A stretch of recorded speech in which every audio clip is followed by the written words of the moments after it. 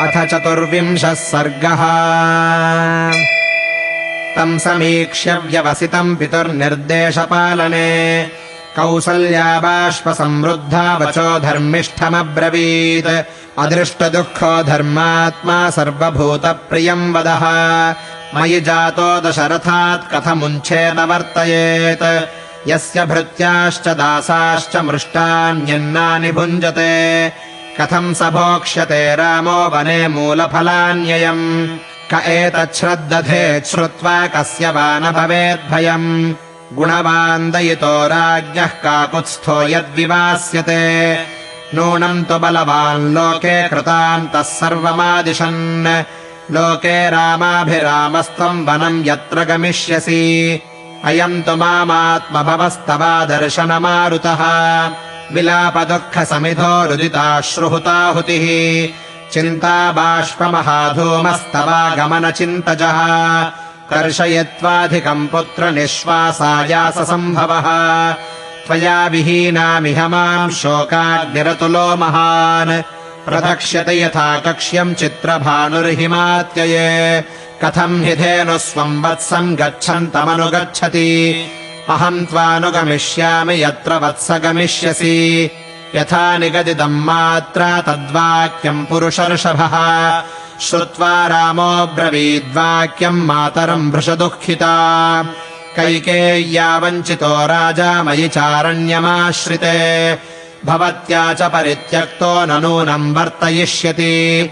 भर्तुः किल परित्यागो नृशंसः केवलम् स्त्रियाः। स भवत्या न कर्तव्यो मनसापि विगर्हितः। यावज्जीवति काकुत्स्थः पिता मे जगदीपतिः। शुश्रूषा क्रियताम् तावत् स हि धर्मः सनातनः। एवमुक्ता तु रामेण कौसल्या शुभदर्शना। तथेत्युवाच सुप्रीता राममक्लिष्टकारिणम्। एवमुक्तस्तु वचनम् रामो धर्मभृताम्बरः। भूयस्तामब्रवीद्वाक्यम् मातरम् वृषदुःखिता। मया चैव भवत्या च कर्तव्यम् वचनम् पितुः। राजा भर्ता गुरुश्रेष्ठः सर्वेषामीश्वरः प्रभुः।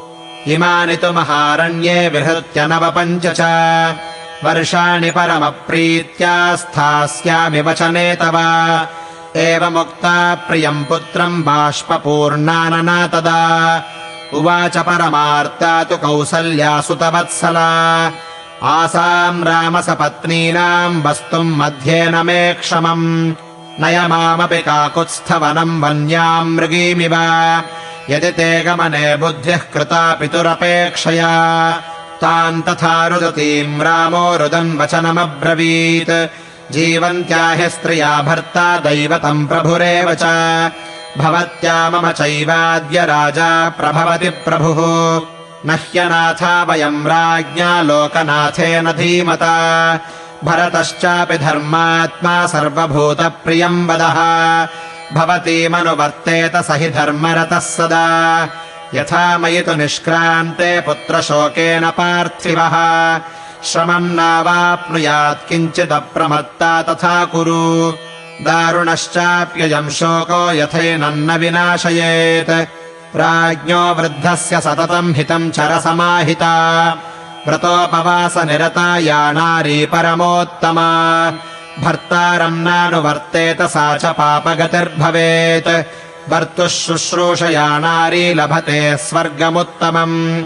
अपि या निर्नमस्कारा निवृत्ता देवपूजनात्। शुश्रूषामेव कुर्वीत भर्तः प्रियहिते रता। एष धर्मस्त्रिया नित्यो वेदे लोके श्रुतस्मृतः। अग्निकार्येषु च सदा सुमनोभिश्च देवताः। पूज्यास्ते मत्कृते देवि ब्राह्मणाश्चैव सत्कृताः। एवम् कालम् प्रतीक्षस्व ममागमनकाङ्क्षिणी। नियता नियताहारा भर्तृशुश्रूषणे रता। प्राप्स्यसे परमम् कामम् मयि पर्यागते सति। यदि धर्मभृताम् श्रेष्ठो धारयिष्यति जीवितम्। एवमुक्ता तु रामेण बाष्पपर्याकुलेक्षणा। कौसल्या पुत्रशोकार्ता रामम् वचनमब्रवीत्। गमने सुकृताम् बुद्धिम् न ते शक्नोमि पुत्रका।